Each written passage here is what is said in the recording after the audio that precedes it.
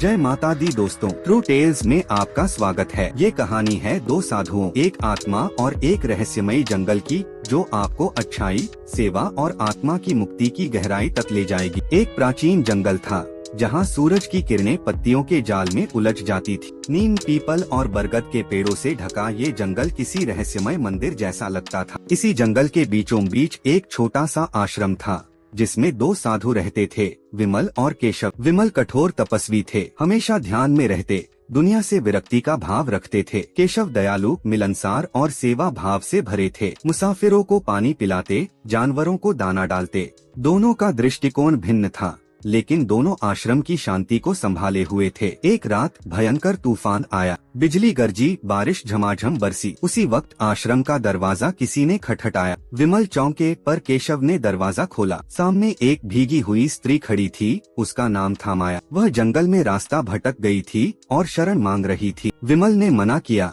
यह तप का स्थान है, लेकिन केशव ने कहा, धर्म का मतलब है संकट में सहायता। आखिरकार माया को एक कोने में ठहरने दिया गया। माया के आते ही अजीब घटनाएं शुरू हो गयी। विमल की माला टूटी मिली, केशव का लोटा जंगल में पड़ा मिला।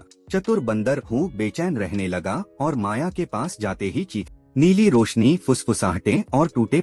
विमल ने कहा, यह स्त्री कोई आत्मा। केशव बोले, हम सच जानेंगे, पहले फैसला नहीं करेंगे। जब केशव ने माया से सच्चाई पूछी तो उसने बताया, मैं एक वैद्य गांव में जड़ी बूटियों से इलाज करती थी, लेकिन लोगों ने मुझे जादूगरनी समझा और गांव से निकाल दी। तब से मेरी आत्मा जंगल में भटक रही है। मेरा अधूरा काम है किसी के दिल को सुकून देना। माया ने एक अनुरोध किया, जंगल के उस पार एक बूढ़ी अम्मा है जिनका घर टूटा है, क्या हम मिलकर उनका घर ठीक कर। तीनों, केशव, विमल और माया, जंगल पार कर अम्मा के गांव पहुँचे। अम्मा की झोपड़ी टूटी थी, बारिश अंदर आती थी। केशव ने बांस काटे, माया ने लताएं जोड़ी और विमल ने मिट्टी तैयार की। वो भी मदद करता रहा, अपने ही शरारती अंदाज में। कई दिनों में झोपड़ी ठीक हो गई। अम्मा रो पड़ी, तुमने मेरे जीवन को रोशनी दी। उसी पल माया की आत्मा मुक्त होने लगी। वह हवा में घुल गई और जहाँ वो खड़ी थी वहाँ एक चमकदार फूलों का पेड़ उग आया। माया ने कहा था कि एक ज्ञान का खजाना मंदिर में छिपा है। मंदिर में एक पुरानी किताब मिली,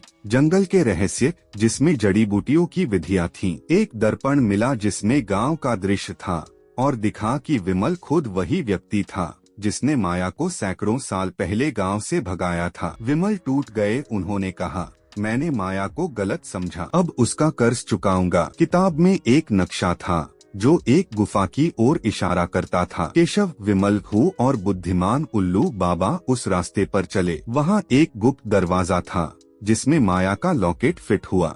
दरवाजा खुला और अंदर एक कमल, एक चांदी का डिब्बा और माया का अंतिम पत्र मिला। पत्र में लिखा था, मुझे माफ करना, मैं चाहती हूँ कि तुम मेरा ज्ञान गांव तक पहुँचाओ और लोगों को बताओ कि सच्चा खजाना सेवा और प्रेम है। उस डिब्बे में एक सुनहरा बीज भी था। साधु लौटे और माया के फूलों के पेड़ के पास बीज लगाए। पेड़ और भी सुंदर हो गया, रात में चमकने लगा। गांव वालों ने माया के नाम पर एक चिकित्सालय और माया मेला शुरू किया।